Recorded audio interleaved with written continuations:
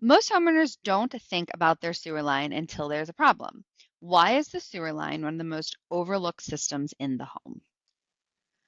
Well, I mean, it's not visible, right?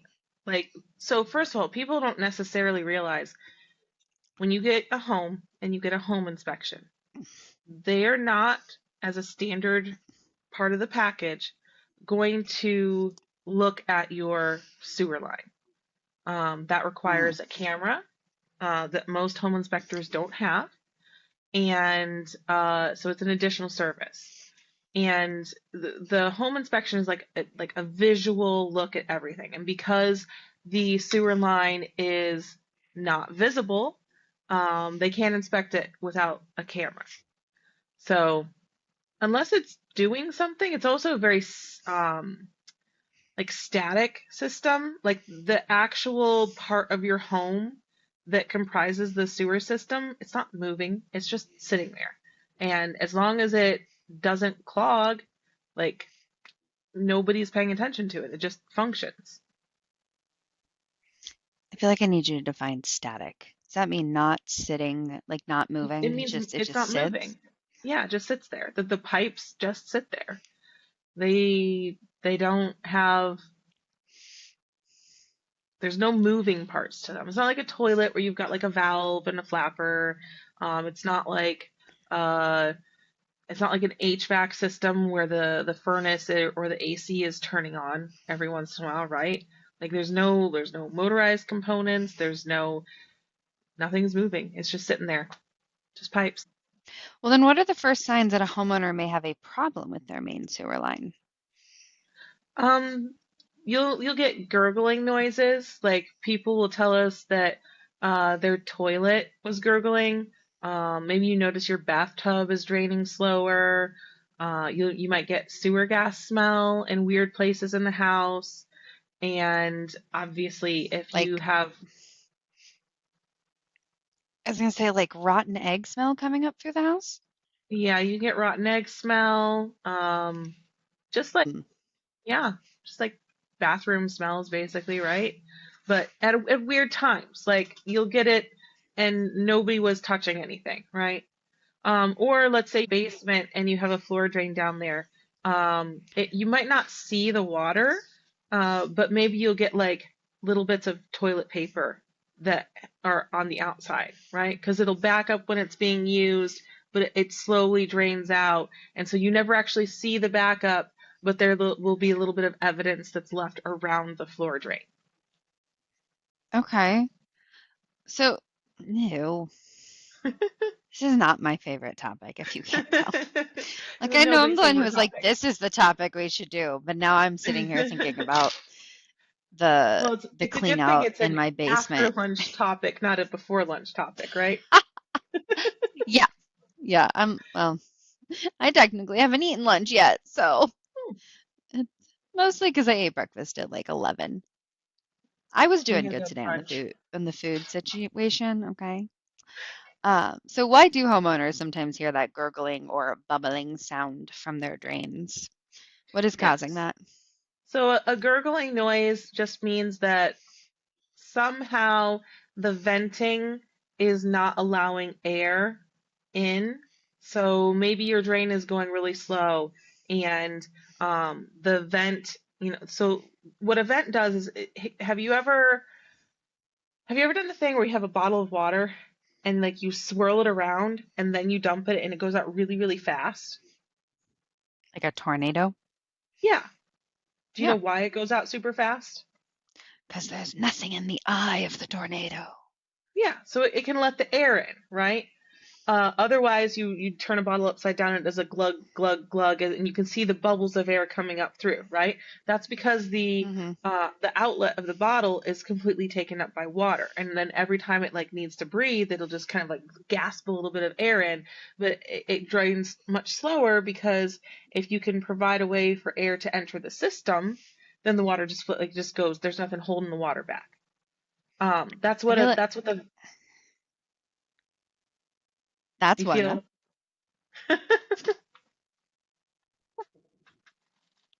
I was gonna say, I was gonna say I feel like this is the same concept of like stabbing the one end of the beer, like popping the tab open the Yeah. one end of the beer after you stab it to chug it hmm faster. What It's do the they same call that? exact I idea. never did that. Like Um, my stomach could I, not hit. Is it shotgunning? I think it's shotgunning. Yeah. I'm like I've never shotgun a beer, but I have seen enough people do it that it's kind of a cool concept because you like Yeah. stab it with the key or stab it with the hmm knife or whatever, and then you like start drinking and pop it open, it just like floods. Yes, Quicker it's the alcohol same. consumption. Didn't know you need that tip in a plumbing podcast, did you? This podcast is not for children. I have marked it 15 times. Please be over You just 21. just do one of those edits where instead of shotgunning a beer, you go shotgunning Kool-Aid. Shotgunning Kool-Aid. Nah, it's marked as not. I marked this as not appropriate for children, even though I'm not monitoring what we talk about. I mean, to a um, point. We will monitor.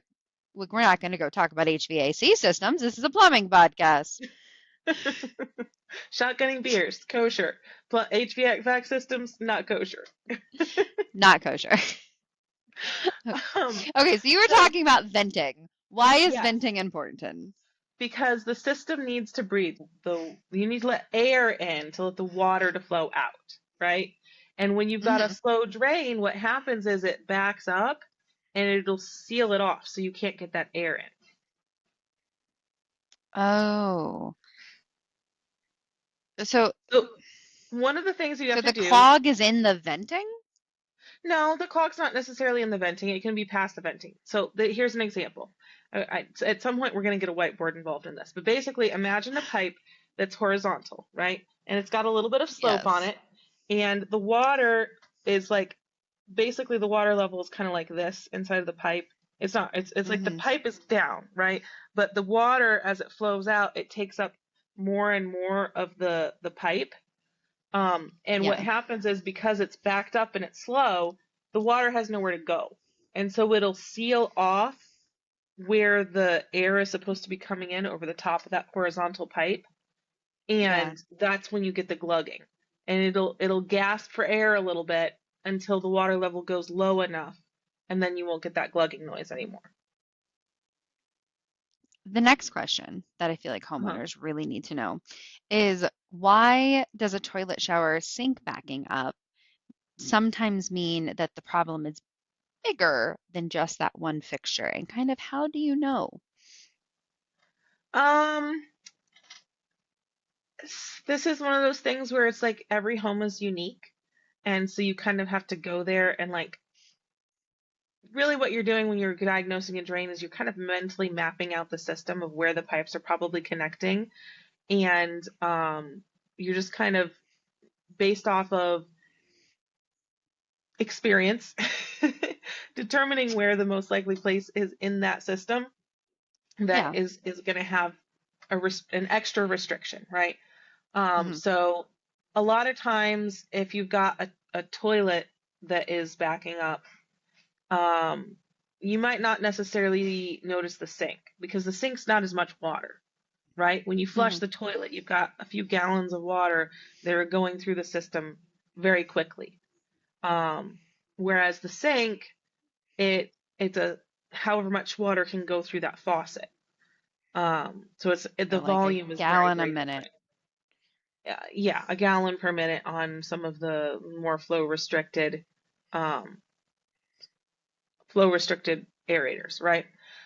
Hmm. So because the toilet is probably going to show the symptom first because it's a large volume of water, the Okay. sink may not necessarily show that symptom. Same kind of thing, like the bathtub is going to produce a lot more water, especially if you're giving kids a bath, you actually fill it all the way up and then you pull that drain plug. That is just a ton of water that's trying to come out really fast.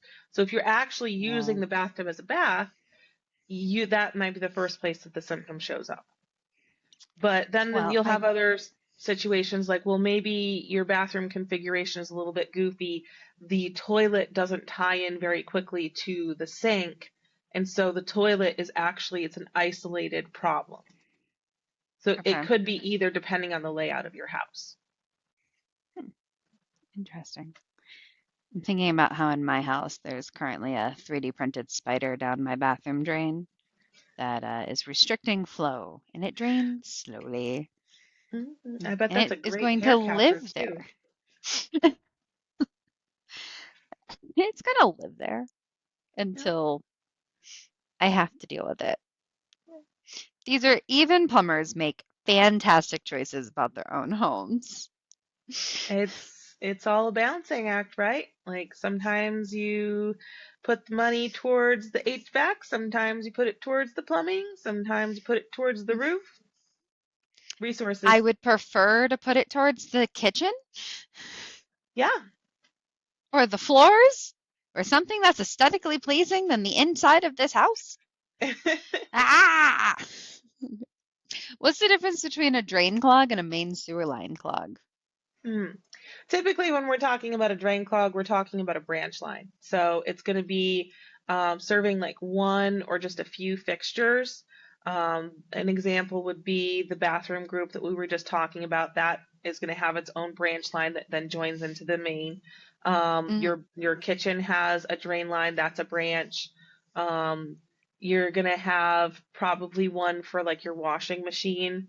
That drain is Okay. most likely going to be a branch on its own. And then the sewer main is just like once everything ties together, that biggest pipe that goes out of your home. If we talk about a sewer clog, it's we're typically referring to that main biggest pipe. Is the stack what feeds into? I'm trying to define, like, figure out, like, at what point you're like looking at the stack. Yeah, so the stack means the vertical portion, right? Hmm. And in Okay. most homes, that stack is going to go all the way up through the roof. That's your main vent. So it's technically vent on the upper part until it hits the first drain, and then it's uh words. It's Not stack. well, it's vent and then it's like a wet vent because it can have Mm, fluids in it, but it's still venting other things.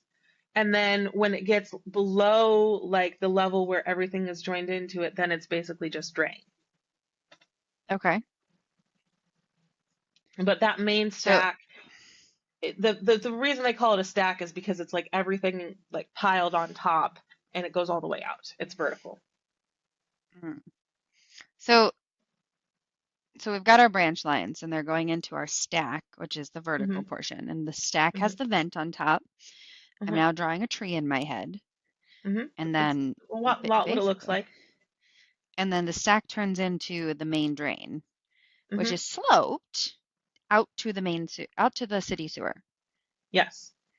And none of this applies for a septic system, except, Actually, everything all to of the this septic system. applies.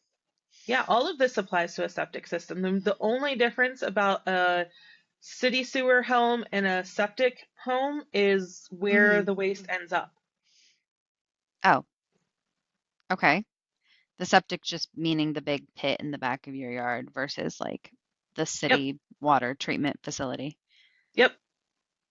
Which is why we will do work on everything up to the actual septic tank, right? So we could go out in most jurisdictions around here and replace the sewer line going to the septic tank. We just wouldn't replace the septic tank. And we can drain clean the sewer line going up to the septic tank. We just we wouldn't empty out the septic tank. Why would a regular plumber not be able to empty out the septic tank? What is the difference? Mainly in equipment. I mean, there's some licensing involved. That's something that you can get as a plumber. You got to register with your jurisdiction, whatever their particular rules are. Everywhere's a little bit different. But the main thing is to empty out that septic tank requires a vacuum truck and like a tank truck basically to suck everything out, remove it, Hmm. and then you have to go dispose of it somewhere. And those trucks are specialized equipment that not everybody like. It's really you only want that if that's your bread and butter, right? You want to be running Okay. that truck every day, all the time, emptying as many septic tanks as you can if you have it. Okay. Because it's expensive piece of equipment, is what you're saying, Yeah, basically. yeah, it's a hefty investment. Yeah. Um, what, what, let's not do what. Why do older homes in the Dayton area tend to have more sewer line issues than newer homes? It's just age. So, it depends a little bit on the materials. There are so in different eras they use different materials. Um, Most of the stuff in our area is clay. Underneath your home, it's probably cast. So it's cast inside the home and underneath it, and then once it goes outside the envelope of the home, it switches over to clay. It can be other materials too. They used to use something called Orangeburg, which is like a wood pulp mixed with glue. It could be um, ABS. It can be PVC. PVC is what we use typically now, and that's what we would replace your line with if we're going in and doing a replacement. Hmm. And clay can last a really long time, but as the ground shifts and as trees come in and their roots come into the sewer line and expand and everything, it does crack and eventually it collapses. A lot of times you're not necessarily dealing with a collapse, you're probably just dealing with a lot of roots. Those are the main issues that you run into with your sewer line. But any sewer line that has a significant number of roots, it's really just a matter of time. It will collapse at some point. It just depends on how aggressive those trees are and kind of what you do to clean it and how aggressively and how often you clean it. What is the typical age of a home that we're running into clay material in? Yeah, I don't remember when exactly the transition was, but most clay is probably somewhere between like 50 to 30 years old. I think it can be older than that, but a lot of times if it was older than 50 years, it's already been replaced. And if it's younger than about 20 to 30 years, they were probably using something else. Was they were using clay in like 2000. Possibly, yeah. Like I said, I dates on when materials were being used, not my strong suit. Something That's you can fair. Google very easily. But that would be the answer really is if you know the age of your home, which is something that is always in like public records. So go look it up, find out how old your home was, and then you can do just a quick Google search and be like, hey, what was the most common type of sewer pipe that was used in my area at this time? And chances are, unless you happen to know it's been replaced, that is the sewer material that you have. Hmm. So, especially in clay pipes, why are roots such a common problem? So the way that they fitted together the clay pieces, first of all, clay pipe comes in like 4-foot segments. Um, Today we use like sticks of PVC. A lot of times, like in service plumbing, we're doing 10-foot sticks, but I believe in like new construction, sometimes they'll do like 20. So you can get a 20-foot segment of unbroken pipe. Certainly you can get a 10-foot Hmm. segment of unbroken pipe. And then when you put that pipe together, you're solvent welding it, right? So you're fitting it into a already very tightly fitted fitting. And Okay. you're actually, when you solvent weld it, you're creating a chemical bond between the two pieces. So it's as if it was one continuous piece. So it's a Okay. lot harder for roots to get into the modern materials because one, there's fewer access points, and two, the access points that do exist are much better sealed. Clay, it was every 4 feet. Um, it's formed with like these hubs. So you have the piece of pipe and then it gets bigger to go around it, right? So it's sort of like the fitting is integrated into the pipe segment. And so you stick those together, and then you would use they had a material that was used to help hold the two pieces together, right? Hmm. But it's not as solid of a joint as the modern PVC stuff. And that just means that you're going to end up with a little bit of leakage. The other thing, clay itself is permeable to water. So it was never really a watertight solution. They just didn't care as much about a little bit of water leaching through the pipe back then. Um, like now we do like Water pressure comes with tests. other things. Water comes with other things, which is really important for the whole root intrusion question. Do you know why root intrusion is an issue for sewers? Poop. Nutrients. Nutrients. That's probably a better way to put that. I mean, like, yes, I know that feces carries the nutrients that roots like to grow the trees because we expel things that roots run them through our garbage disposal. Yeah. So it's all of those nutrients, and if you have water leaching out of your system, then the trees and the plants will come attack it, right? They're like, ooh, this is a good source. So they'll get really close, and then like it gets better and better the closer we get. And then what you'll end up with is this giant root ball that takes up the entire length of your sewer because trees are getting what they want out of your sewer. This is why PVC is well, not impermeable. I'm sure it breaks down in 50 years or so, but just It does really well. So another thing, the plastic pipe that we use now, do you know what primary thing that degrades it is? my brain wants to say little bacteria that eat plastic or sunlight. Maybe someday. It's sunlight. Oh, And where do we not have sunlight? in the ground. Underground.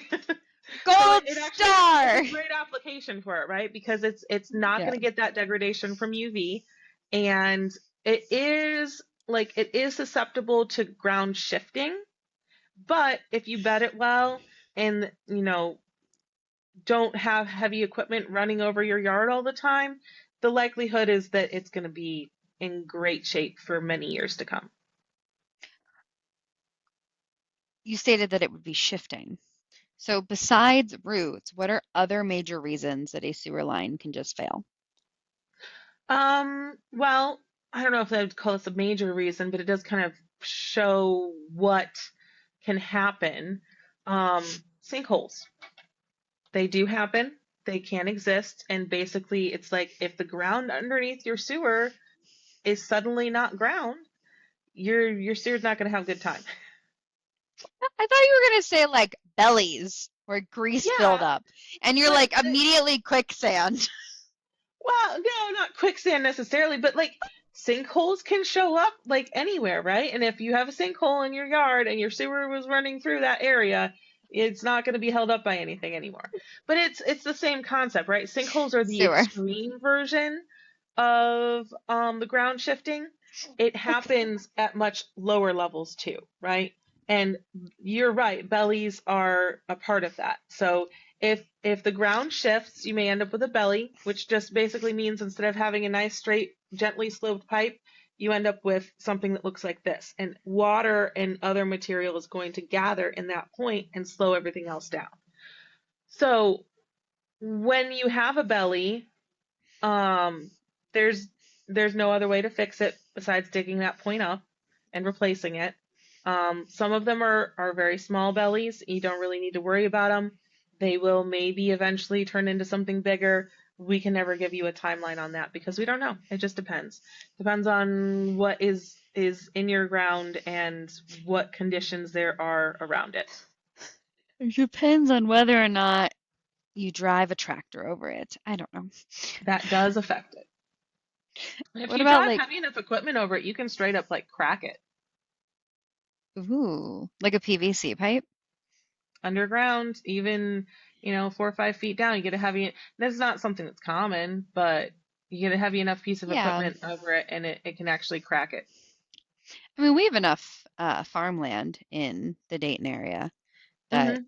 that could be a possibility for some of our septic tank users, Mhm. aka farmers. Yeah. 'Cause like, combines weigh a lot. It was gonna be like 10, Definitively a 15, lot. 20 ton. That is the technical Definitively definition. a lot. They are the size of a two-story building. Will crack your sewer pipe. That Yeah, is the don't truth. recommend you get that in your yard. Once you've cracked a sewer pipe, what are some of the issues that could arise with it? Yeah, so it depends on how bad the crack is. First of all, if you had PVC pipe and you got a crack in it, guess what? You are now leaching those nutrients into the ground around you, and the roots are coming for it. So you're going to get root intrusions at those cracks. Um, Another thing that can happen is now that it's been cracked, there's a structural integrity issue. Sewer pipes, I don't think this happens as much with PVC because it is more of a brittle material, but the clay ones for sure. Normally your pipe looks like this. You can get pipes that kind of start looking like this. They get squished down, and that would be a really bad one. And then eventually they collapse. So once you get those cracks in there, Collapse. Hmm. yeah, What happens when it collapses? you are not gonna have any more stuff going out of your home. Those Hmm. solids are going to build up, and there's nowhere for them to go. And the only thing that you can do to rectify that is to dig it up and replace it. I mean, I can't hydrojet or descale a collapsed line. You can try to hydrojet it. Sometimes, depending on how much of the line is collapsed, you might be able to punch a hole through, but that's very temporary. Once that line has been compromised that badly, it's gonna just collapse again. Hmm. Are sewer Yeah, backups more common after a heavy rain or storm? they That definitely was a are. full sentence. So think about it this way. If you have a pipe that is at all permeable to water, Hmm. water can go out of it and water can go back into it. So if you have heavy rain, you're going to have more water than normal in that sewer pipe. And depending on how heavy the rain is, if the water table in the ground gets high enough and it's above the level of your main sewer, Okay. there's nowhere for the water to go. It's just going to fill up the pipe, and then you try to have other things go down it, and that can be part of those floor drain backups. So it's just not letting anything discharge from the It's house. not letting anything discharge. Yeah, Ew. Um, ew. it's All I not can think like about is just like poop flooding the basement. Just like a little turd floating around. it happens. It's not a good time for anybody, but it does happen. I feel like those are one of the calls the guys would go, "Is it okay if I buy waiters?" I'm like, "Yeah. Yeah, you might want to buy a hazmat suit, buddy. Yeah. I'm okay with that. Here's the credit card." Yeah, usually what we actually do is we're going to call out a water restoration company and we're going to have them help us remove the water and maybe remedy the biological issues before we send somebody down there to try to open up the drain. Sometimes we do it a little bit in tandem. It just kind of depends on the home, depends on the situation.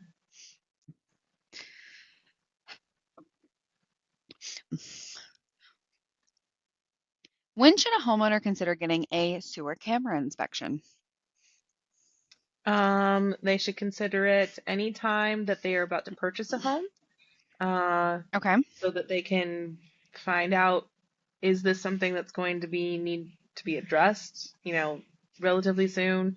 Um, it's always good to know because you don't know the history of the home going into it, right? Has the previous owner ever experienced backups? Were they getting annual cleanings, whatever? You can ask those questions. Hopefully, you get honest answers. But just having a camera go down there, it's going to give you a good idea of whether or not this is going to be like an ongoing thing for you, right? I always feel really bad for the people who just bought a home and they didn't get the sewer camera inspection. And then we're out there telling them that, like, okay, you're going to have annual maintenance or you're going to have to spend thousands of dollars to replace this line. And that seems to have come up a lot recently. So when Yeah. you're thinking about buying a home, it's just better to know. Doesn't it doesn't mean that you shouldn't buy the home. Lots and lots of homes out there that are great homes have sewers that need to have work done on them, right? Um, Hmm. but it's better to be aware and to know that that's possibly going to be an expense in your future than to be caught, off guard by it, especially right away. The other time is honestly anytime you have a backup, it doesn't hurt to get a camera down there. You know, there's a philosophy out there that a drain doesn't back up unless it has a problem. I don't think that's 100% true, but it's probably 99% true. Uh, Either the drain has a problem or your child flushed something down the toilet. Those seem yeah, to be pretty the much. most common two problems. Yes. Yeah. So it could be a foreign object situation. It could be in very rare circumstances. It could be the city sewer. With the septic tank, it could be that you haven't had your septic tank emptied out in a long time. Um, but I've seen those if you, videos. yeah, if you, if you have a backup, it's a good idea to get a camera down there, just so you know. It never hurts to know what things look like. Is this like a small root Hmm. intrusion that just needs to be cleaned every year? Is this is this something that is just monitor it for the time being? Is this something that you should be, if you're not doing it right away and financing it, you should be actively saving towards getting the money so that you can do the replacement? What exactly are you guys looking for when you stick a camera down the line? And I say you guys because I don't do that. We're looking for breaks, offsets, cracks, bellies. We're looking at what the material is. If it's in a cast iron section, we're looking to see how much scale has developed. We're looking for trench rot.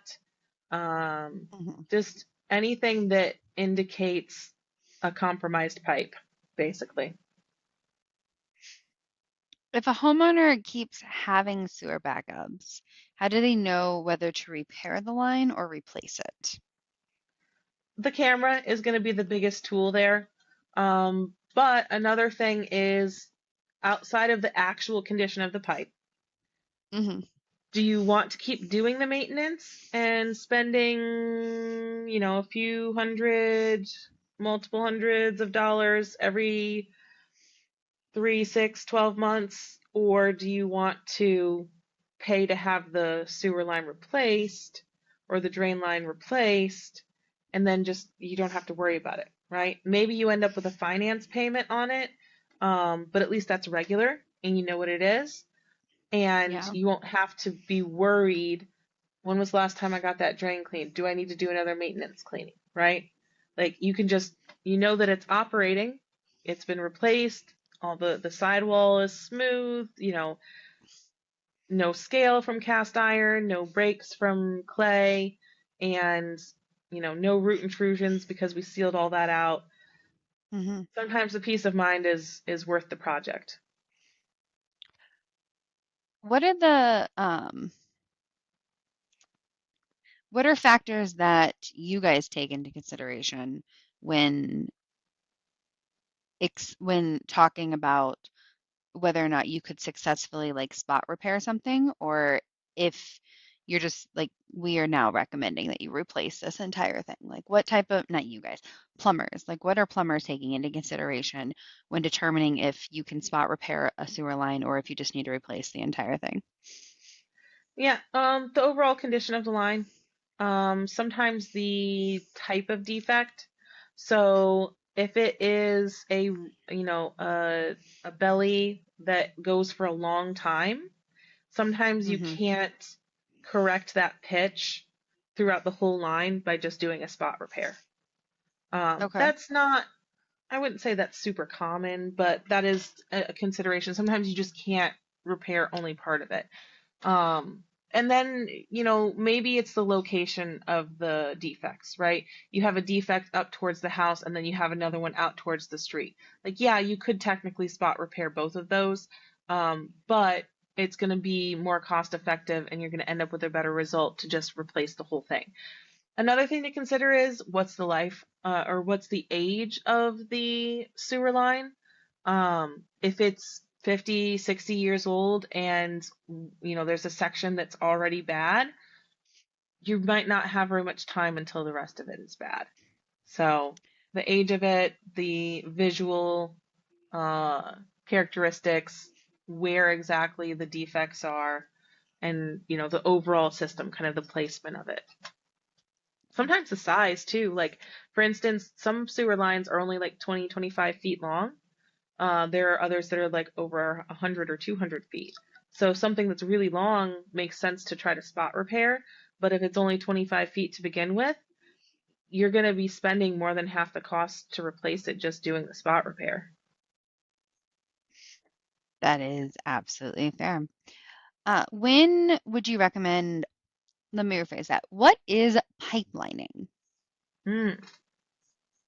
So pipelining is, I say a new technology. It's really just newer, right? Like it's been around for decades at this point. Um, what you do is you have some sort of flexible, I think it's like a fabric type sleeve. It's sized to your sewer pipe, so 4 inches, 6 inches, whatever, and you mix it with some kind of resin, right? Sometimes it's UV cured, sometimes it's heat cured, but you saturate this fabric tube with resin, and then you insert it into the pipe. It gets blown up with air, so it's like this little tube. It gets put in there, and then you blow it up so that it fits like the outer diameter of the pipe, and then you Hmm. cure it, sometimes with UV light, sometimes with heat, and it creates a hard new layer, basically. So one continuous piece, it's impermeable to water. You're not going to get roots intruding into your pipe anymore. And it's another term for it is like uh, it's an in place, like lining in place. Basically, it means you can repair the pipe without digging it up. Cure in place? Cure in place, yeah. Mm. Okay. What are some benefits of doing pipelining Yeah, the, versus your traditional replacement? the main benefit is you don't have to dig up your whole yard. Those yard dig ups, you're going to have, call them scars in your yard for multiple years, right? The dirt has to settle after the sewer has been put in, and then you're gonna have to reseed the grass. You may or may not have to get a landscaper out there afterwards to either add dirt or remove dirt, certainly to smooth things out afterwards. And some people don't want to have the additional cost of repairing the yard afterwards. Hmm. The other benefit is sometimes there's a cost savings. Most of the time there is not. Uh, it's more the benefit of like not disrupting the yard. But if let's say your sewer runs under something that's expensive to replace, like a driveway or a garage or a shed or something, you're gonna want to do the pipelining rather than tearing through whatever that structure is. Is there But a situation in which you just can't do pipelining? there's actually a lot of situations. So we talked about some of them already. For instance, bellies. The only way to fix a belly is to dig it up. You can't, the liner is flexible until you Hmm. cure it, and it doesn't shift anything, right? So you need a line that has at most like small root intrusions. It can have small offsets in like the downward flow direction, but you don't really want it to have offsets either. It can't be collapsed or partially collapsed. Like you can't have that pipe that's starting to turn into an oval. It should be as open as possible. And you can't have trench rot. So trench rot is like the bottom of the pipe is just gone. And you need a more or less intact pipe to be able to pipeline. Um, how often do you, how often should homeowners have their main sewer line clean or inspected? Outside of the initial purchase of the home, I actually don't think you need to have like any kind of regular schedule for inspection unless you have ongoing like drain cleaning needs. So if you know that you have to do a maintenance drain cleaning, go ahead and get it inspected when that drain cleaning happens, just to keep an eye on it, right? Um, Hmm. So, who is responsible for the repair or replacement of your sewer line? The homeowner or the city? In every jurisdiction around here, and most of them in the country, I believe, it's always going to be the homeowner. Blech. That's annoying. Yep. Where is it not the homeowner? There are some municipalities where they take primary responsibility for it, but there's not very many. Okay. I'm like, are we talking about like California? Might be. I don't know, to be honest with you. I I'm know gonna they Google exist. this afterwards. There are some, but I don't know where they are. They're not around here, so for our stuff, it doesn't matter. It's definitely the homeowner around here. In the city, in the Miami Valley, in the greater Miami Valley area, the homeowner is responsible. The homeowner is responsible. Should a homeowner consider a backwater valve, especially if they have a basement? Yeah, the backwater valve does add a layer of protection, primarily from something like a city backup. Um, but the if you're getting backups, the first thing is going to be just to look at the integrity of the sewer line itself. Is there something that's going on that's causing frequent backups? Um, the backwater valve is only able to keep things from coming up the sewer. If it's full, it's still going to back up inside of the home because there's nowhere for it to go. Well, that is how pressure works. Hmm. Path of least resistance. Hmm. Ugh. Okay. Last question before I rivet you with the worst jokes on the internet. Okay.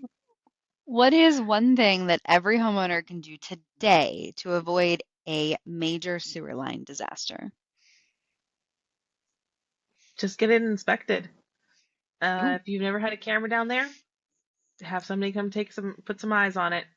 Until you know what your sewer line looks like, there's no good plan of action.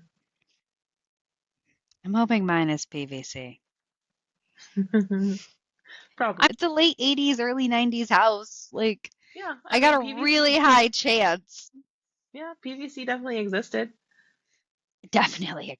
It existed. If it was being used is another question. That 20-year thing freaked me out. You're like, 20 years. I'm like, I hmm.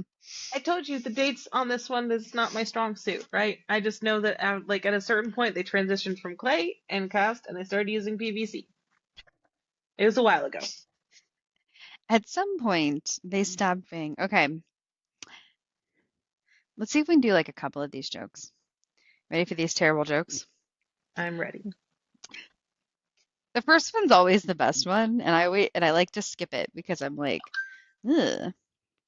Um, why did the plumber break up with the sewer line?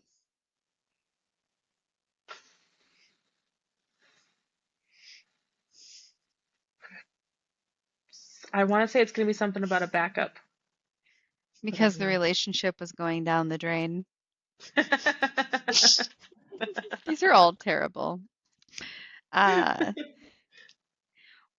why did the sewer pipe, or no, sorry, I can't read. What did the sewer pipe say after a long day? I'm drained. I'm wiped out. I need to drain myself, but I'm drained. It makes a lot more sense to get to the bottom. What's a sewer's favorite type of music?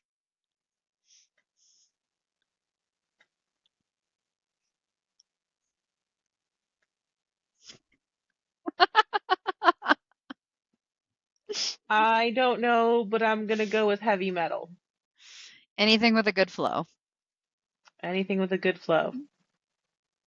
Okay. Oh, come on, that's good. So, as we end this, I know that we are not currently running a special on drains, other Hmm. than if you get a drain cleaning, we will run a camera through your line for free. Um, um, what is the latest special that we are currently running? I feel like the world needs to know. So right now we are running a special where if you get a new tankless water heater, you get a water softener for free. Ooh, fancy. Fancy, Hmm. fancy. Why is Start that it off right. important?